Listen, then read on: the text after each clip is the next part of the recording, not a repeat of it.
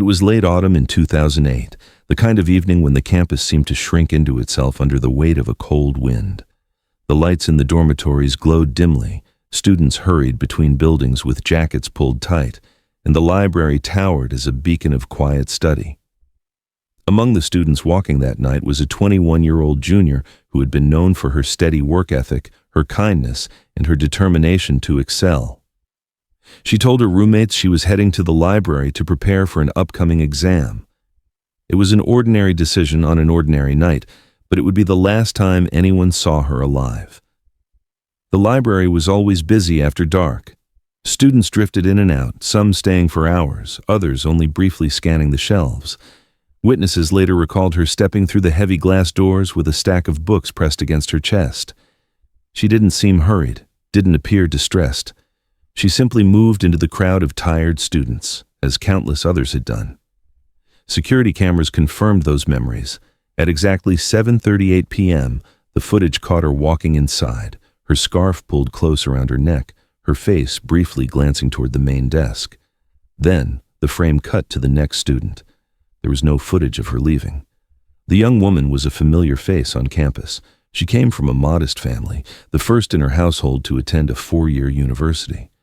Her professors described her as ambitious yet soft-spoken, often choosing the back row in lecture halls but always turning in meticulous work. Friends spoke about her kindness, how she would quietly leave notes of encouragement or show up at their doors with late-night coffee during finals week. She wasn't someone who sought the spotlight, but she carried herself with a discipline that made others trust her. Her life appeared structured, stable, predictable, until that night. The library itself was vast and intimidating to those who weren't familiar with its layout. Multiple floors of reading rooms, hidden staircases, and basement study carrels formed a maze where students often joked they could get lost for hours. In fact, a few had. Maintenance crews sometimes had to track down a student who had accidentally locked themselves in a forgotten corner after hours. But in every one of those cases, the student eventually re-emerged. This time, no one did. When her roommates awoke the next morning and found her bed untouched, they assumed she had pulled an all-nighter at the library, something she had done before. But when she missed her morning class, concern turned into unease. She was never late. By midday, unease had hardened into fear. Friends began retracing her steps, calling her phone, messaging her online accounts. No response came. By late afternoon, campus security had been notified. Investigators started with the obvious, the library cameras. They showed her walking in, but nothing else. No footage of her walking out, no sign of her. Anywhere in the hours afterward, officers double-checked the timestamps, the angles, even the possibility of blind spots. The gaps in surveillance left troubling questions. Could she have slipped out unseen? Or was she still somewhere inside the building? Word of her disappearance spread quickly. Some students remembered seeing her in the reading room, bent over her notes, while others swore she never made it past the circulation desk. Conflicting accounts only deepened the uncertainty. A librarian thought she might have checked the catalog computer, but wasn't entirely sure. A student recalled hearing someone drop books near the stairwell, though couldn't confirm if it was her. The building that had always seemed safe, predictable, even boring, was suddenly a place of suspicion. Her family was notified that evening. They rushed to campus, still clinging to the hope that there had been some misunderstanding. Perhaps she had gone home with a friend or taken an unplanned trip. But when officers asked for her identification photo to circulate and began combing through her belongings left neatly in her dorm, the reality became impossible to deny. A young woman had walked into a crowded library on a Tuesday night and vanished into silence. In the days that followed, investigators pulled apart every detail of her last known movements. They collected statements, reviewed camera footage frame by frame, even checked local businesses in case outside surveillance caught a glimpse of her leaving. Nothing emerged. The library became more than a place of study. It became the center of a mystery, its quiet halls now echoing with rumors. Students whispered about hidden passageways, locked rooms in the basement, and figures seen loitering outside. Each story added layers of unease, but provided no answers. That night marked a turning point for the campus. What had been a routine walk to the library had transformed into the beginning of a mystery that would linger for years. Her disappearance wasn't just about a missing student anymore. It was about the unsettling realization that someone could step into the heart of a busy building and be swallowed whole.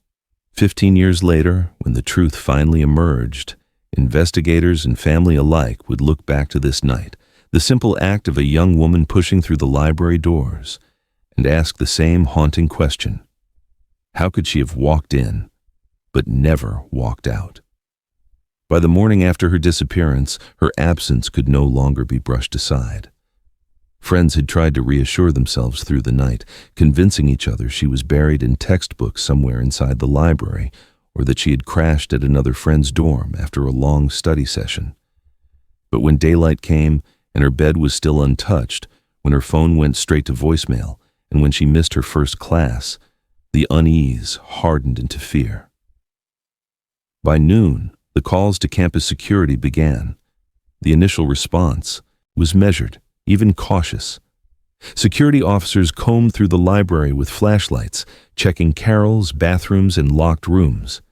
They swept the nearby quad, asked questions at the coffee shop across the street, and tried to piece together a timeline.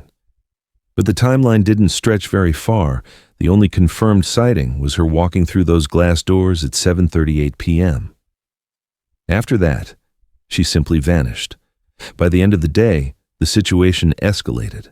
Police officers from the city joined the campus effort, and the library was closed for a full search. Students were asked to leave while detectives examined stairwells, mechanical rooms, and maintenance closets. Dogs were brought in to scent the building, but the trail went cold before it even began.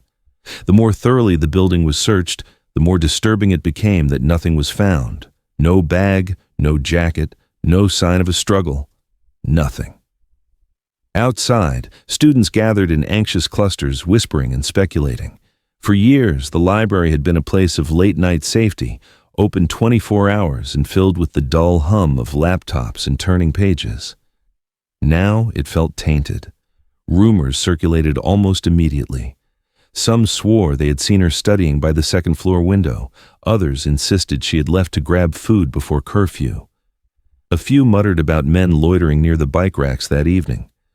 Confusion clouded every account, and the more stories emerged, the less anyone could be sure of what they had actually seen. By the second day, her parents had arrived on campus. Her mother, pale with exhaustion, stood outside the library clutching a photo of her daughter. Local reporters swarmed in, shoving microphones forward as she pleaded for anyone with information to come forward. Her father stayed mostly silent, jaw set tight, staring at the library doors as if trying to will them to give up their secret.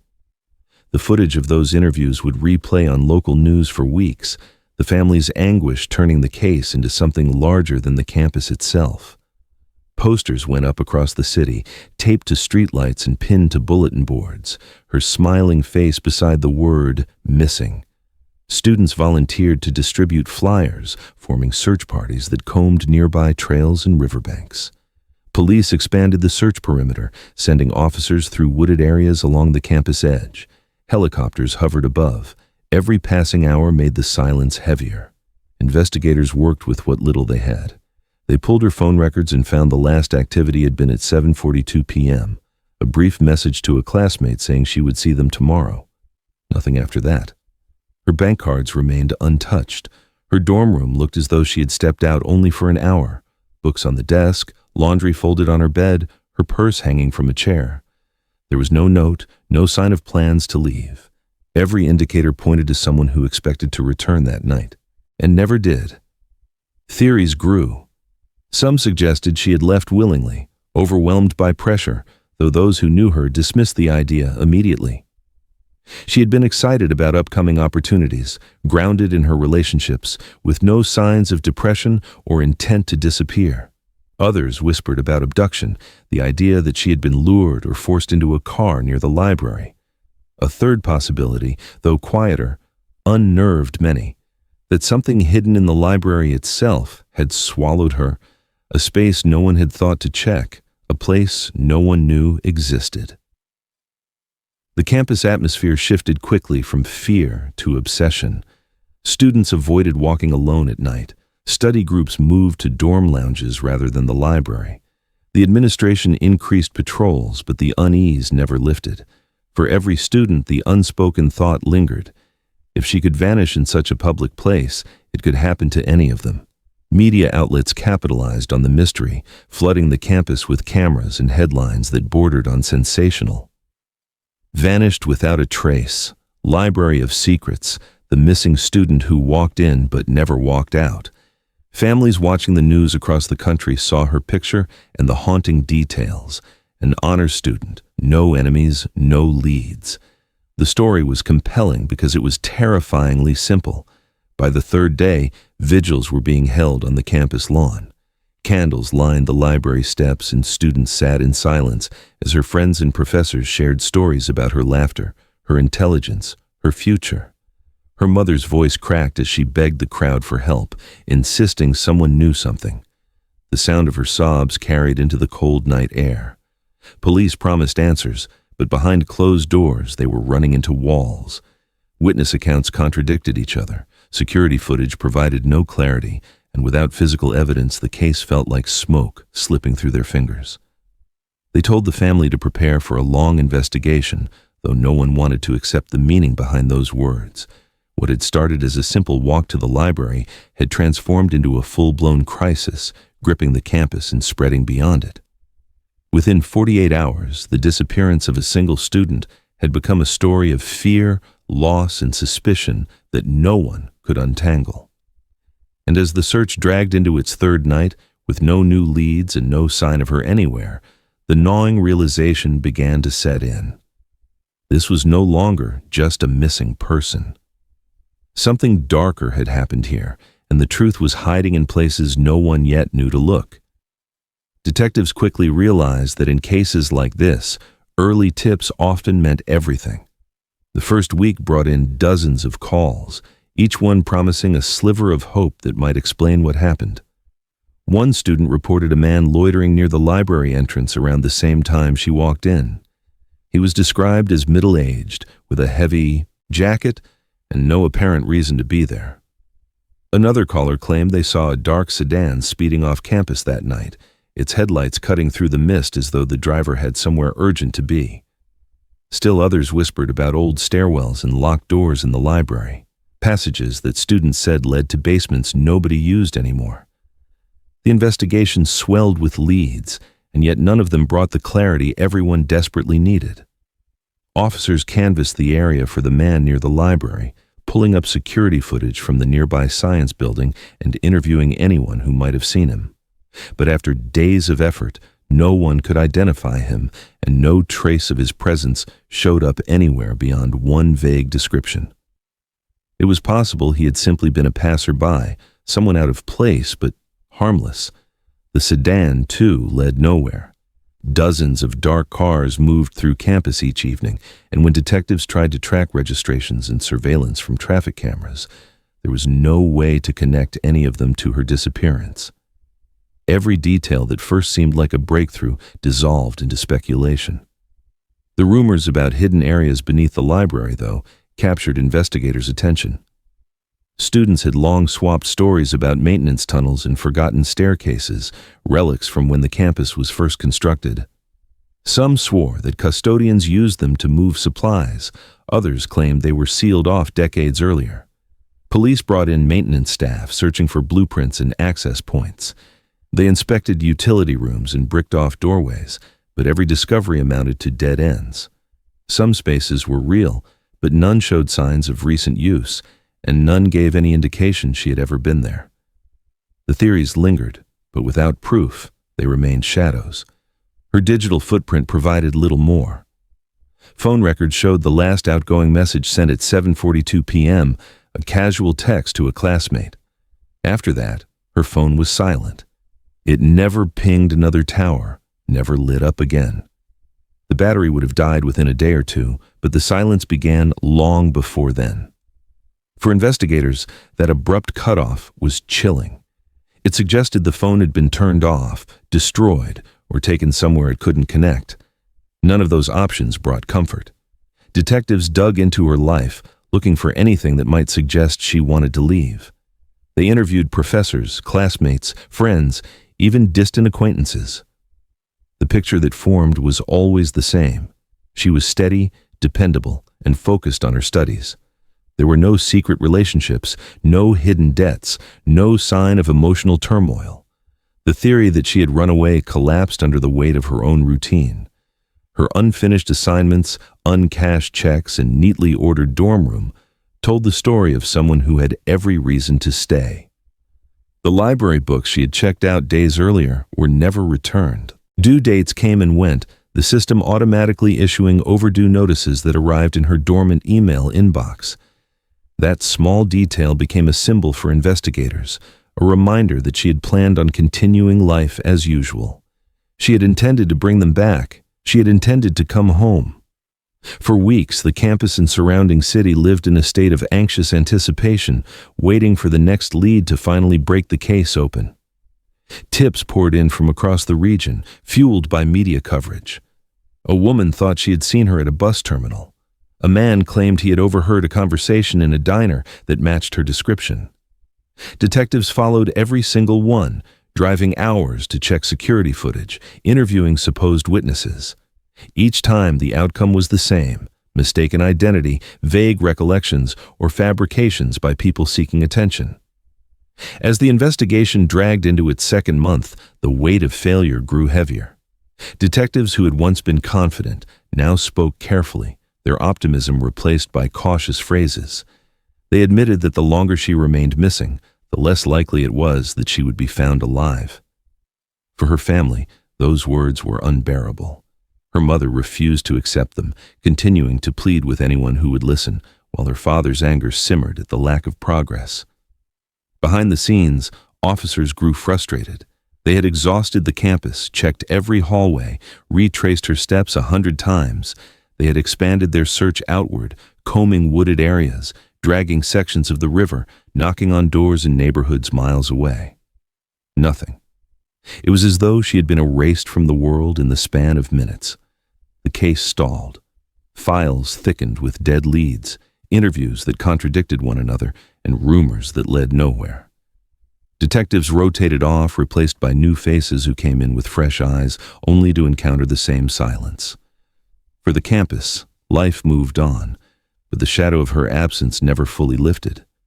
Every new student who passed through the library's doors heard the story. Some dismissed it as legend, others carried it like a quiet warning. But for her family, silence was not an end. They continued to search, to ask questions, to press police for answers long after the case grew cold. And though the investigation slowed to a crawl, whispers about tunnels, missing surveillance footage, and unexplored spaces lingered, unresolved. The official line was that every lead had been exhausted. Yet somewhere, just beneath the surface, the nagging suspicion remained. There was still something the library hadn't revealed. As weeks turned into months, the urgency that once surrounded her disappearance began to dull. The search parties dwindled, the posters faded in the rain, and news crews that had once swarmed the campus packed up and moved on to the next breaking story. For her family, however, time didn't move the same way. The silence was constant, and every day without an answer deepened the wound. Investigators promised they would not give up, but behind closed doors the reality was clear. Leads had dried up, and without new evidence the case was slipping into cold status. Detectives rotated in and out, each new face bringing a spark of hope that quickly dimmed. Fresh eyes meant revisiting the same files, the same statements, the same dead ends. The box of reports grew heavier, but nothing inside changed. For the officers who had been there from the beginning, the weight of frustration became too much, and eventually they were reassigned. The family came to know the routine well. Another detective introduced, another round of questions already asked a dozen times, and eventually the same quiet admission. There was nothing new to go on. Meanwhile, the campus moved forward. Students who had once marched in vigils and taped her picture to their dorm doors graduated, their diplomas handed out against the backdrop of a library that carried its own unsettling legend. New students arrived, some aware of the story, others only learning of it through whispered rumors. The library became known not only as a place to study, but as the site where someone had vanished without explanation. For some, it was an eerie footnote. For others, it was a reason to avoid its shadow altogether. Her family never allowed the story to fade. Every year, on the anniversary of her disappearance, they gathered at the steps of the library with candles and photographs. Friends, professors, and strangers would join them, the crowd smaller each year but never absent. Her mother spoke with a trembling voice, her pleas for answers sounding the same whether it was the first year or the 10th. Her father remained quieter, often standing at the edge of the gathering with his arms crossed, his grief hardened into silence. These vigils became both a tribute and a protest, a refusal to let the case be forgotten. The emotional toll was devastating. Her mother, once described as vibrant and hopeful, began to age under the strain. She threw herself into advocacy for missing persons, connecting with other families who lived in the same endless waiting. She kept a small shrine in her home with photos, the missing posters, and the books her daughter had loved. Her life was divided into two parts, before the disappearance and after. The years in between blurred together, marked only by the absence of the one person she wanted to hear from. Occasionally, the case would flicker back into public attention. A new tip would surface, a potential sighting in another state, or the discovery of remains somewhere nearby. Each time, the family braced themselves for news, only to be told it wasn't her. Detectives would update their files, the media would run another brief article, and then silence would return. These cycles of hope and disappointment chipped away at the family's resilience, leaving scars no one could see but everyone could sense when they spoke. Inside the police department, her case file became one of many on a shelf marked unsolved. The photos, reports, and evidence logs sat gathering dust, waiting for the rare occasion someone pulled them down to review. Cold case detectives admitted the truth privately. Without new evidence, the odds of solving it were slim. It was the kind of case that haunted even seasoned officers, a young woman vanishing in plain sight, with no explanation that made sense. For some, it was proof that not every mystery could be solved. For the community, her disappearance faded into memory. The city held other tragedies, other stories that demanded attention.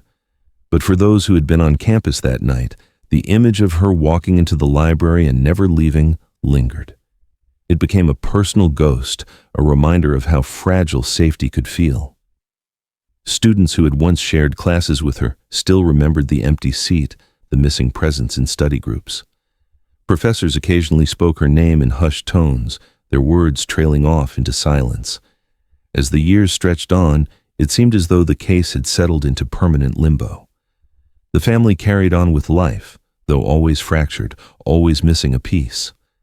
They celebrated holidays with one chair empty, birthdays with one candle unlit. Her mother refused to move her daughter's belongings from her childhood room, keeping them as they had been in the hope that someday she might return. That hope became less rational as time passed, but it was the only thing that kept her going. By the 15th year, the case had grown into something larger than a single family's tragedy. It had become a story about how easily someone could disappear, how institutions could fail to provide answers, and how time itself could smother the urgency of justice.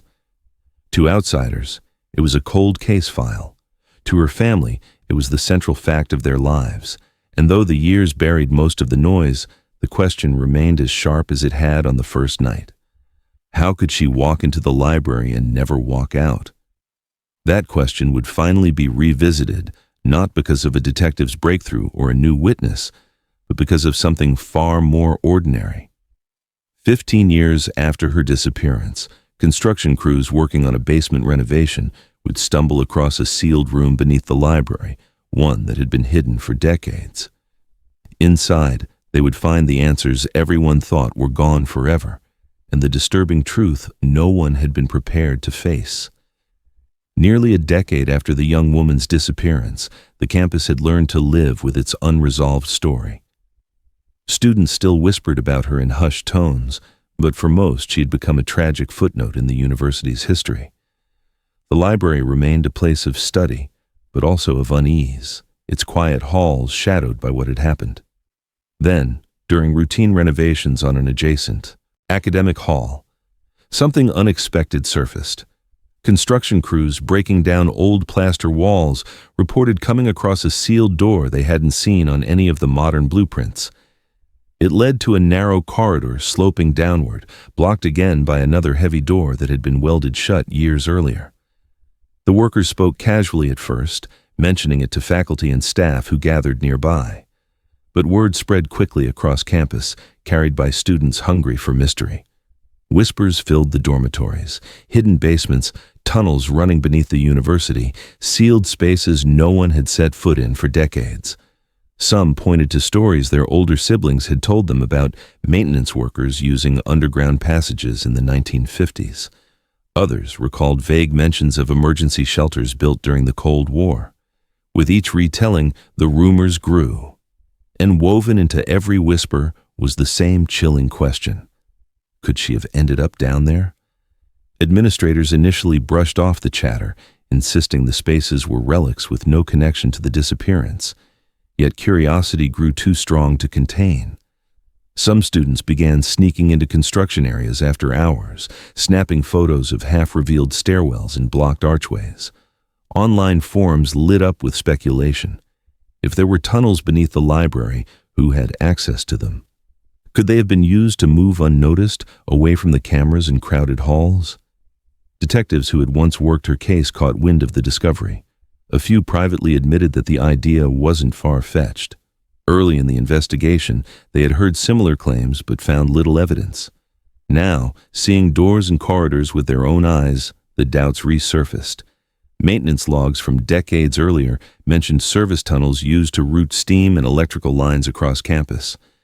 Many had been sealed off when the systems were upgraded, but records were incomplete. Some entries noted staircases filled in with concrete, others listed doors welded shut without further explanation. The idea that she might have stumbled into one of those spaces by mistake haunted those who still cared about the case. Students often studied late into the night, and maintenance staff sometimes left access doors ajar.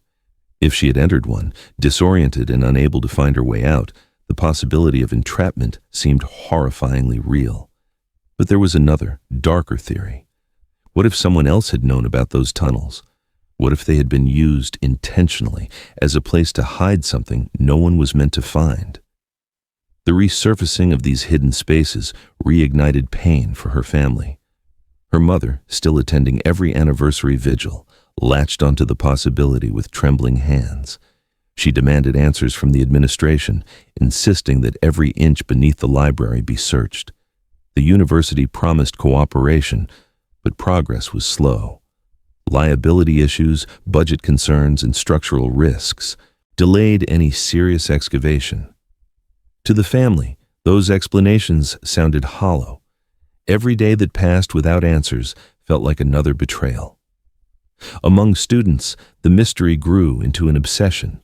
Some speculated that the tunnels had been used by secret societies, pointing to graffiti scratched into walls near the newly discovered doorways. Others spun stories about university cover-ups, arguing that officials had known about the basements all along and suppressed the truth to protect their reputation. Most dismissed those claims as exaggerations, but in the absence of answers, every theory seemed possible. As investigators re-examined the case, they confronted the reality that if the tunnels had been used, it raised difficult questions. How many people knew about them? Who had keys or access to maintenance maps?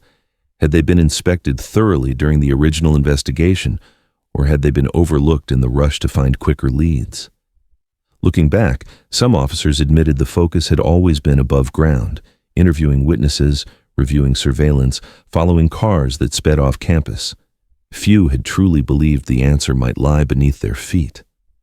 By the 11th year, the whispers had become loud enough to demand official attention. University records were combed again, and contractors were hired to review structural diagrams. Each discovery added to the sense that the campus still held secrets. Doors welded shut without explanation, staircases that appeared on old maps but not on new ones, corridors that led to nowhere, bricked off hastily decades earlier. It wasn't proof of anything connected to the young woman, but it deepened the sense that her disappearance had intersected with something the school itself barely understood. Her case, long considered dormant, was suddenly alive again in the public imagination. Reporters returned, interviewing former maintenance workers and students who remembered hearing strange noises from below the library floors at night. Theories multiplied, each more unsettling than the last. But for her mother, it was simpler than speculation. She believed her daughter was still down there in those forgotten corridors, waiting to be found. The whispers beneath the building refused to fade, and pressure mounted for the university to dig deeper. What no one yet realized was that those whispers were not just rumor or myth. Hidden behind layers of concrete and years of neglect was a truth that had been sealed away deliberately. And when construction finally forced those walls open, what emerged would shake the campus and reopen a case that many thought would never see resolution. It was 15 years to the month since she walked into the library and never came out when the silence finally cracked. Renovations had resumed on the old hall that sat adjacent to the library, and crews were tasked with tearing into the foundations to reroute electrical systems. Most of the work was routine: dust, heavy machinery, and thick walls that hadn't been touched in decades. But one morning, while breaking into a concrete section of the basement wall, workers uncovered something no blueprint had accounted for: a narrow void that opened into a bricked-up room. At first, they thought it might be an old storage closet sealed for safety. They knocked down more of the wall and peered inside, shining flashlights into the stale darkness. The beam caught fragments of old furniture collapsed in heaps, broken filing cabinets toppled on their sides, and shelves rusted to skeletal frames. But then the light fell on something else, something that made the men freeze. In the corner, partly buried beneath debris, sat a decayed backpack with the university's emblem faintly visible on the fabric. Next to it, a plastic card dulled by time but unmistakable. A student ID with her name and photograph. The crew backed out quickly and called their supervisor. Within an hour, campus police had sealed the area, and by evening, detectives and forensic teams were crawling through the hidden room. They carefully cleared away debris, cataloging every object. The stale air reeked of mildew and rot, and in the farthest corner, beneath collapsed shelving, they found what no one wanted but everyone expected: skeletal remains. The room, once nothing more than a forgotten basement chamber, was instantly transformed into a crime scene. Investigators marked every inch with evidence flags. Bones were gently collected, their fragile surfaces telling stories long hidden. The backpack contained crumbling notebooks, pages stained with moisture, but still legible in places.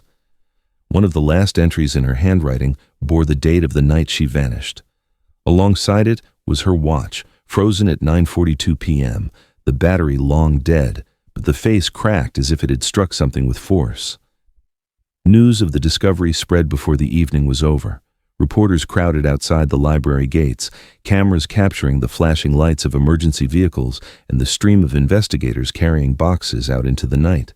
Students, many too young to remember the original case, stood in clusters, whispering in disbelief. For her family, the phone call they had both dreaded and longed for arrived. Their daughter had been found, not alive, not as they had prayed, but found all the same. Forensics teams began their painstaking work. The bones showed signs of trauma, though exactly what had caused it was not immediately clear. There were fractures inconsistent with a simple fall. The discovery of duct tape fragments near the remains raised even more chilling questions. This was no accident. Someone had brought her here, someone who had known this room existed, and someone who had sealed it off deliberately. Detectives who had once worked the original case returned, older now, carrying the weight of years spent with no answers. Many admitted privately that they had always suspected the truth lay somewhere on campus. Yet, to see it unearthed like this, hidden just yards from the place she was last seen, was staggering. For all the searches, all the theories, the answer had been buried behind a wall of bricks in a room no one thought to break open. Her mother, when shown the recovered belongings, wept quietly. The ID card, the notebooks, the cracked watch, they were more than evidence. They were the last traces of her daughter's life, frozen in the moment before everything ended. For her father, the discovery ignited anger. He demanded to know how it had taken 15 years to uncover a room that had been there all along. His questions echoed those of many in the community. Had the university known more than they admitted? Were their warnings ignored, doors left unexplored? The investigation shifted overnight from a cold case to an active homicide inquiry. Detectives began reviewing records of who had worked in the building during that time, who had access to maintenance keys, and who had reason to conceal such a space. They revisited the old suspects, janitors, faculty members, even students whose names had surfaced in early rumors. The discovery of the room provided answers to one question, but raised 100 more. As forensic teams carried the remains out into waiting vans, the library was no longer just a center of study. It had become the site of a long-buried crime, its silence broken by the echoes of what had happened within its walls. For students walking across campus, the building no longer represented safety or routine. It was a reminder that someone had known how to hide a body in plain sight, and that for 15 years no one had looked closely enough to see the truth. And though the family finally had their daughter back, what haunted them most was not only how she had died, but the chilling thought of who had put her there, and why. The coroner's office confirmed what many already knew in their hearts. The skeletal remains pulled from the sealed basement room belonged to the young woman who had disappeared 15 years earlier. Dental records provided certainty, and DNA samples taken from her mother removed all doubt. What had once been a haunting mystery was now a grim fact. She had been there all along, entombed in a forgotten space beneath the very campus she had walked across daily. But the discovery of her remains was only the beginning. Forensic teams now faced the task of reconstructing her final hours, piecing together the fragments of evidence to determine how she ended up sealed away in that room and what exactly had happened to her. The bones told part of the story. Examiners found fractures in the ribs and damage to the skull inconsistent with natural decay. These injuries suggested blunt force trauma, likely inflicted before or at the time of death. Though the advanced decomposition made exact timing difficult, the placement of the fractures pointed strongly towards foul play. This was not the case of a student who had wandered into the tunnels by accident and become trapped. Someone had harmed her, and someone had made the deliberate choice to hide her there. Her belongings, preserved in the decaying backpack, offered chilling context. Inside, investigators found her notebooks, with entries written in her neat handwriting. The last dated note was scrawled with times and study reminders. For the evening she vanished, as if she'd been reviewing her schedule. Nothing about the entries suggested fear or distress. It looked like the work of a student planning an ordinary night. Alongside the notebooks, the cracked wristwatch frozen at 9:42 p.m. provided a possible window into when the attack occurred. While it could not be treated as exact proof, investigators believed it aligned closely with the time she likely encountered whoever ended her life. Detectives then turned their attention to access. The room where she was found had been bricked up deliberately. It wasn't an accidental collapse or a forgotten storage space. Someone with knowledge of the building's structure had sealed it. Investigators combed through decades of university maintenance records, searching for who might have had both the tools and the authority to alter the basement. Old employee logs revealed names of janitorial staff, contractors, and maintenance supervisors who had keys to restricted areas. Several of those names overlapped with individuals who had already been questioned in the earliest days of the case. Attention returned to the theory of the tunnels. The forgotten basements and passageways, long dismissed as rumor, were now fact. The discovery reignited scrutiny of how they were used and who knew about them. Investigators determined that only a handful of staff members during the early 2000s had detailed maps of the underground corridors. Those same staff had access to secure keys and knowledge of where entrances could be discreetly reached. It was possible, detectives argued, that her attacker had exploited this hidden knowledge to lure or force her into a place no student would ever stumble across. The family watched from the sidelines, their grief tempered only by the small measure of closure the discovery provided. For her mother, every detail from the forensic team was both agony and validation. She had always insisted her daughter had not left voluntarily, that something sinister had happened on campus. Now, the evidence proved her right, but the confirmation came with the unbearable reality of knowing just how close her daughter had been all those years, hidden beneath the feet of thousands of students who studied above. Detectives began re-interviewing old suspects. They tracked down former staff, now older, some retired, some dead.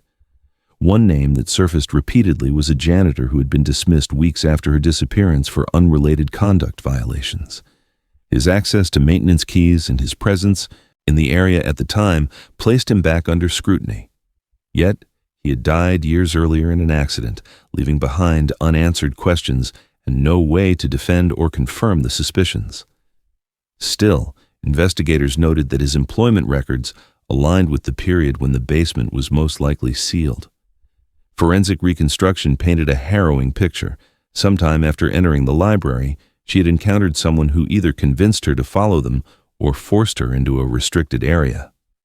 Within a narrow window of time, likely less than 2 hours, she was attacked, incapacitated, and hidden in a space that was then sealed off. The fact that her watch had stopped so close to the time her phone went dead only deepened the sense of precision. It was as if her entire existence had been cut short in a single calculated act. The most disturbing question was why? If this had been a random act of violence, why go to such extraordinary lengths to conceal her? Why not leave her in a less conspicuous place? The act of bricking up a room suggested planning, resources, and time, more than what a single opportunistic attacker might risk on a campus filled with surveillance and people. Detectives began to wonder if the concealment had been aided by someone with institutional knowledge, someone who knew the risks and had the means to erase her from view. Her case was no longer a mystery about disappearance. It had become a homicide investigation with chilling implications. Someone on that campus had not only taken her life, but had managed to bury the truth beneath concrete and silence for 15 years. For every student and faculty member, the thought was unbearable. The library was not just the last place she was seen. It was the place where her murderer had moved freely, unchallenged, to hide their crime. As investigators compiled their findings, the unanswered questions only multiplied. The identity of her killer remained elusive, but one fact was now certain. Her death was not an accident. Someone had walked those basements with her, and someone had decided she would never walk out again. With the confirmation that the young woman had been murdered and hidden inside a sealed basement chamber, detectives knew they had to revisit the names that had once circled the investigation. The case was no longer about speculation. It was now a homicide, and the person responsible had not only killed, but also orchestrated a cover-up that had held for 15 years. Old reports were pulled from dusty boxes, every name scribbled in margins and half-forgotten notes suddenly carrying new weight.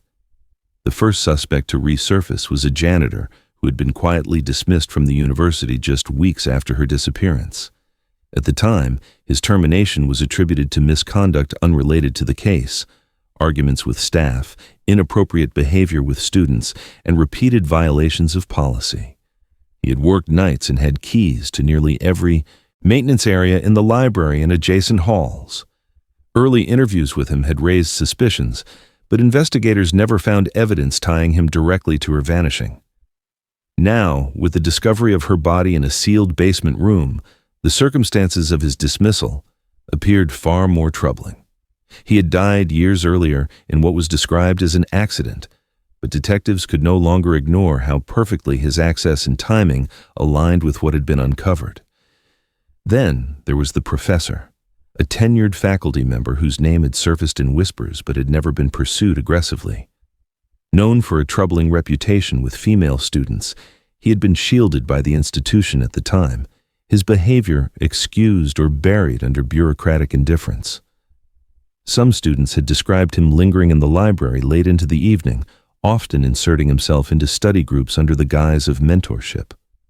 His position gave him authority, and his proximity to the library raised uncomfortable questions.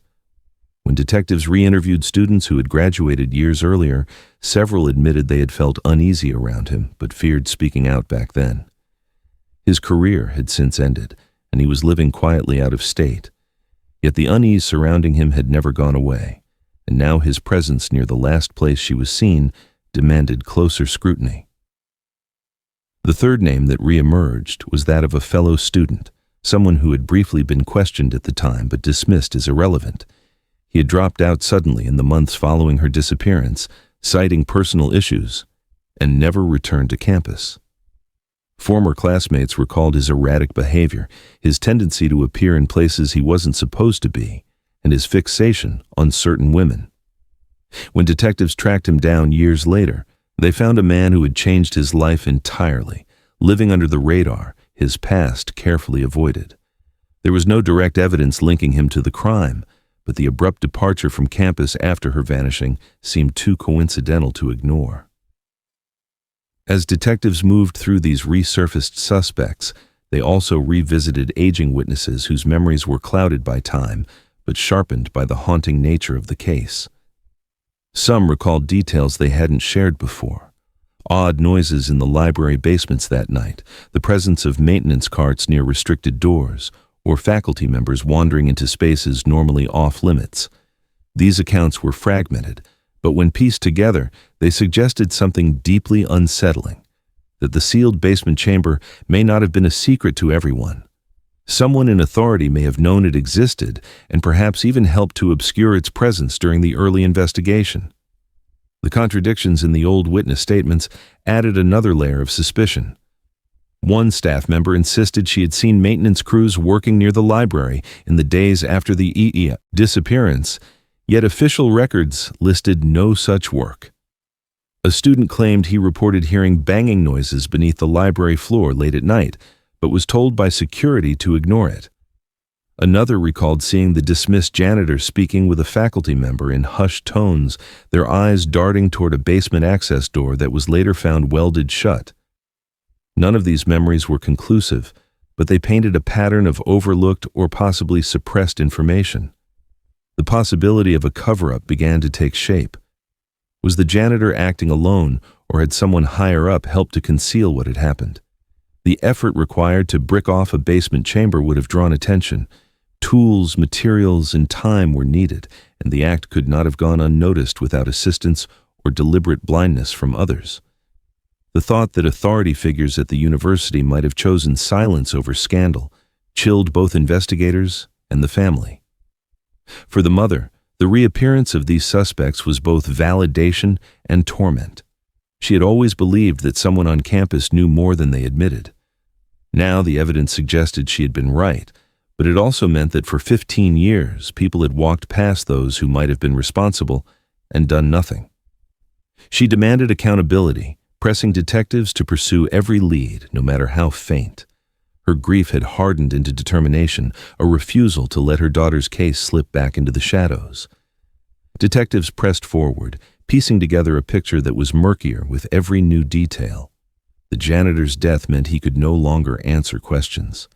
The professor's reputation was riddled with allegations, but lacked direct evidence. The student's sudden withdrawal remained suspicious but unproven.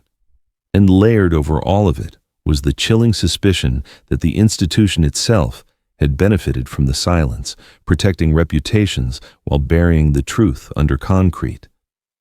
The deeper they dug, the clearer one reality became.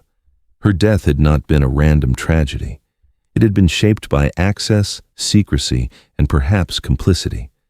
And if someone in authority had played even the smallest role in keeping that basement sealed, then the disturbing truth was that the cover-up was as much a crime as the murder itself. The evidence slowly began to converge on one name, the same name that had surfaced during the earliest days of the investigation, but never carried enough weight to hold him accountable. The janitor, dismissed just weeks after the young woman's disappearance, fit the profile too neatly to ignore. He had worked the overnight shifts, possessed keys to nearly every utility door, and was one of the few people who could have navigated the maze of basements without drawing suspicion. His personnel file painted an unflattering picture: repeated warnings for inappropriate behavior toward students, reports of wandering into restricted areas without explanation, and disciplinary write-ups that had accumulated until the administration finally let him go. What had once seemed like circumstantial noise now aligned uncomfortably with the discovery of a hidden chamber just beneath his former work area. Detectives pieced together what might have happened on that cold night 15 years earlier. After she entered the library, she may have encountered him in one of the lower floors or side corridors.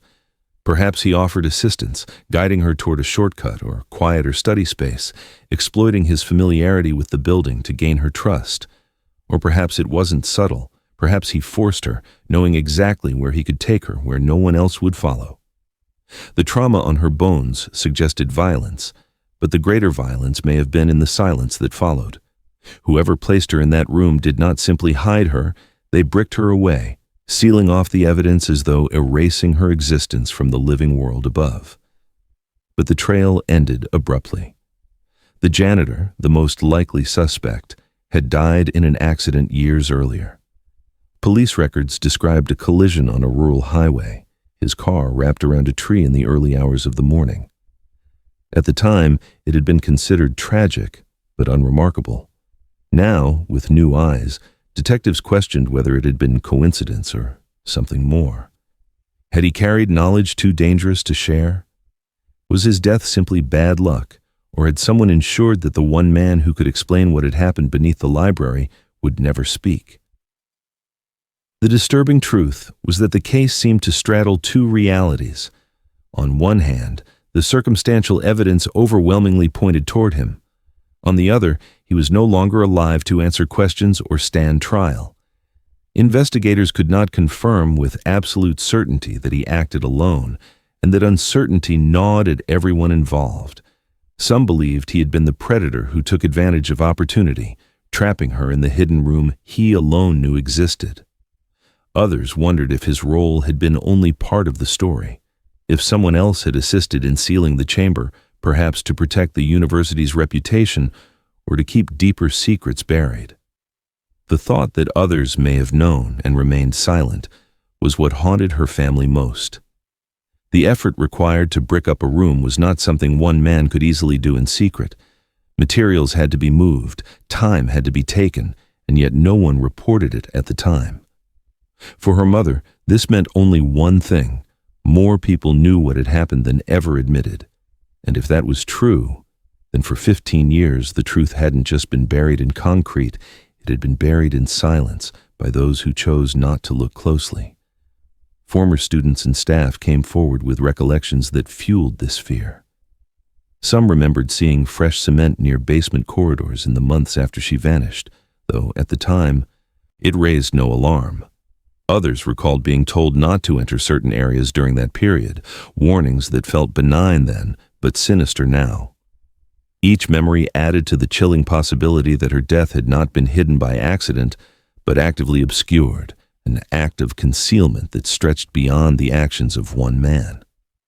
For the campus community, the realization was devastating.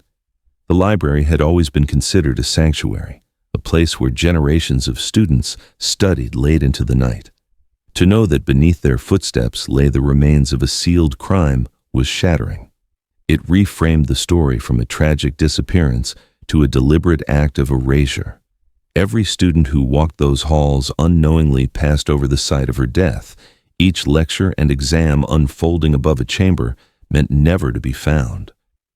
Investigators were left with a conclusion as unsettling as it was incomplete.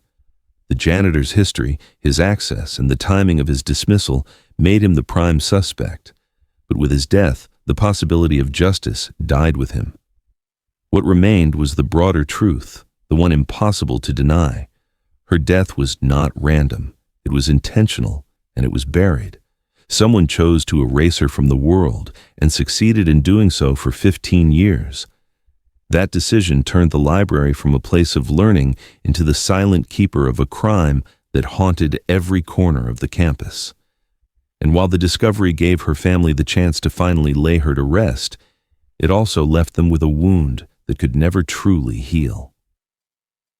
The disturbing truth was not only who likely killed her, but how long the truth had been hidden, how close it had always been, and how many had walked by without ever knowing. The funeral came 15 years too late.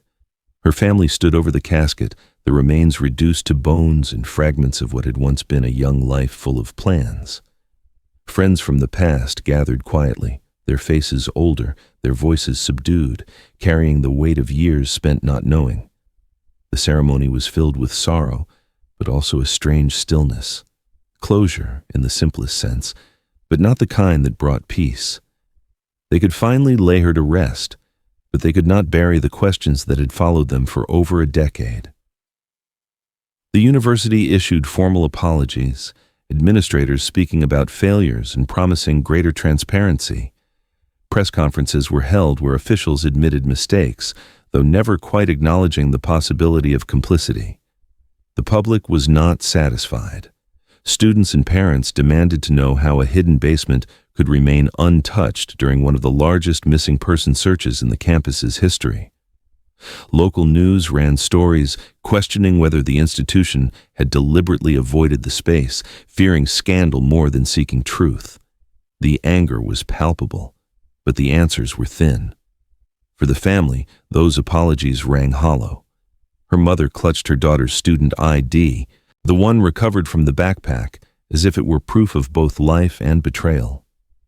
She knew her daughter had not been forgotten, but she also knew the silence of those years had not been accidental.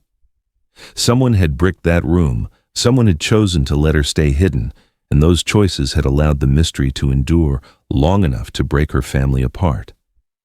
The father, his grief hardened into quiet rage, asked the question that no one seemed able to answer. Who else had known? The case, at least in the eyes of law enforcement, was closed. With the janitor dead and circumstantial evidence pointing most strongly to him, there was little more prosecutors could do. But to those who had lived with the story, closure was an illusion. Too many details didn't align. Too many witnesses remembered warnings or sealed doors. Too many rumors about faculty and staff lingered without resolution. The disturbing truth was that her death had not been random, nor had it been entirely hidden by chance. It had been buried, intentionally, quietly, beneath the very building students walked through every day. Her story remains a reminder of what silence can do. It shows how answers, when delayed too long, can wound as deeply as the mystery itself, and it leaves behind a haunting reality. Sometimes the truth comes too late, when justice is no longer possible, and the only thing left is a body, a family's grief, and the unsettling knowledge that walls can hold secrets no one ever wanted to face.